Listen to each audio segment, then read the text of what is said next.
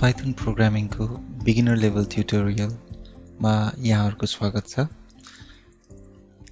यदि Python programming सिक्न चाहनुहुन्छ अथवा प्रोग्रामिङ नै इन जेनरल सिक्न चाहनुहुन्छ र पाइथनबाट स्टार्ट गर्न चाहनुहुन्छ भने यो भिडियो अथवा यो भिडियोहरूको मिनी सिरिज यहाँहरू जस्तो दर्शकहरूको लागि बनाइएको हो।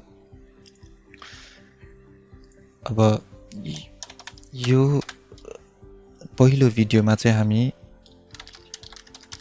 पाइथन डाउनलोड गर्न र इन्स्टल कसरी गर्ने भनेर हेर्नेछौँ र त्यसपछिका भिडियोहरूमा चाहिँ हामी अलि भित्र पाइथन प्रोग्रामिङ भित्र पस्नेछौँ। तर अब यो भिडियोको लागि चाहिँ हामी केवल पाइथन डाउनलोड गर्छौँ र इन्स्टल गर्छौँ। पाइथन डाउनलोड गर्नलाई सिधै गुगलमा गएर डाउनलोड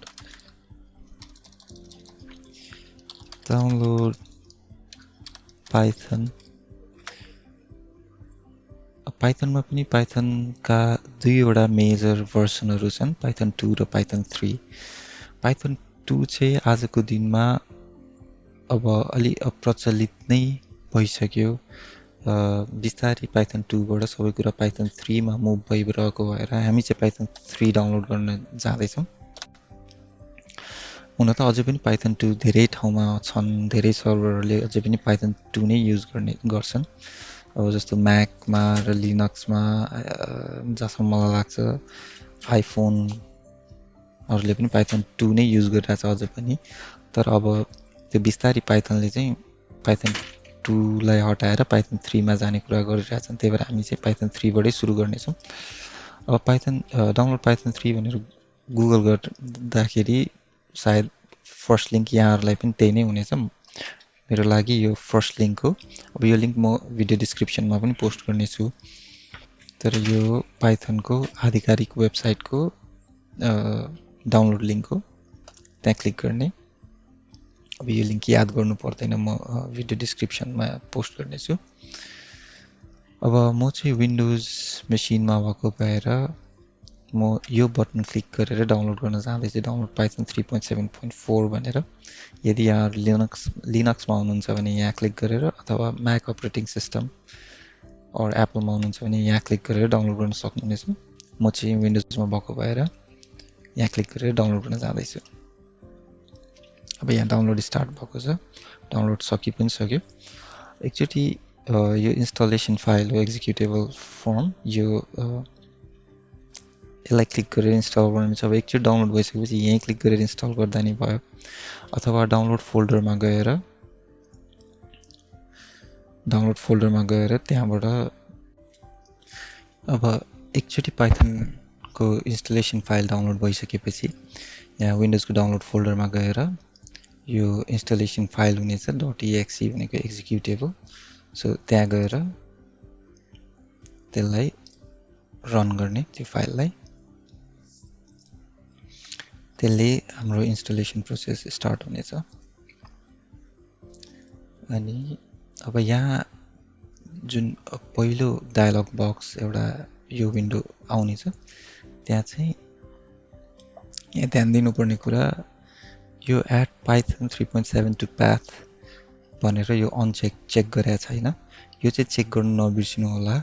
अब स्पेसली यदि भर्खर सिकिरहनु भएको छ भने पाइथन, यो अहिलेलाई चेक गरिरहनु होला यो इन्स्टल गर्दाखेरि। अब यसले एक्ज्याक्टली के गर्छ र किन चेक गर्न भनिरहेको छु मैले भनेर म अलि पछि भिडियोमा समय आएपछि भन्नेछु। तर अहिलेलाई यो चेक गरिरहनु होला। अनि त्यसपछि यो चेक गरेपछि इन्स्टल नाउ गरेर क्लिक गर्ने। त्यसपछि पाइथनले इन्स्टल स्टार्ट गर्नेछ। अब यो सायद अहिलेको मेरो यो भिडियो बनाइरहेको भिडियोमा देखिँदैन, तर यहाँ विन्डोको एउटा म्यासेज आएको छ, do you want to allow this app to make changes to your device भनेर यस गर्ने त्यसमा।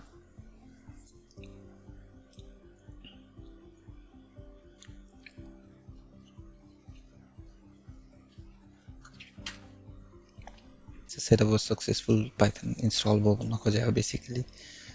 अनि यदि भर्खर स्टार्ट गर्दै हुनुहुन्छ भने यहाँहरूले चाहिँ यहाँ गएर क्लिक गर्दा हुन्छ डिसेबल पाथ लेन्थ लिमिट भनेर जुन अप्सन दिएको छ यहाँ गएर क्लिक गर्दा हुन्छ। अब यो के हो भनेर म अघि भने जस्तै म यो पाथको कुरा, यो विन्डोजसँग रिलेटेड कुरा हो प्रोग्रामिङसँग भन्दा पनि।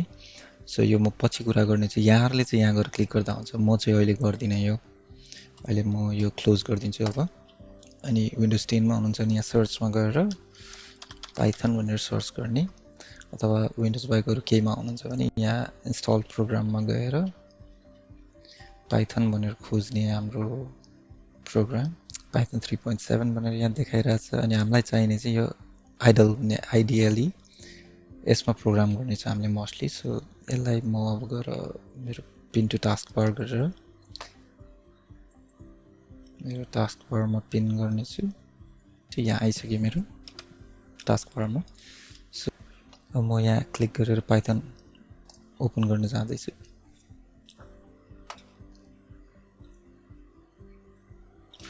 हाम्रो पाइथन ओपन भयो, अथवा यो हाम्रो पाइथन भन्दा नि पाइथनको प्रोग्रामिङ लेख्ने ठाउँ अथवा पाइथन सेल ओपन भएको छ।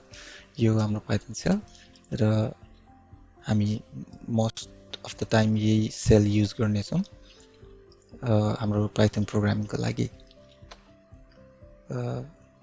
अब हामीले यो भिडियोमा हाम्रो यो बिगिनर लेभलको फर्स्ट भिडियोमा हामीले भर्खरै डाउनलोड गर्न सिक्यौँ र पाइथन इन्स्टल गर्न सिक्यौँ। र आउँदा भिडियोहरूमा म अझै पाइथनभित्रका कुराहरू गर्नेछु। भिडियो हेरिदिनु भएकोमा धन्यवाद।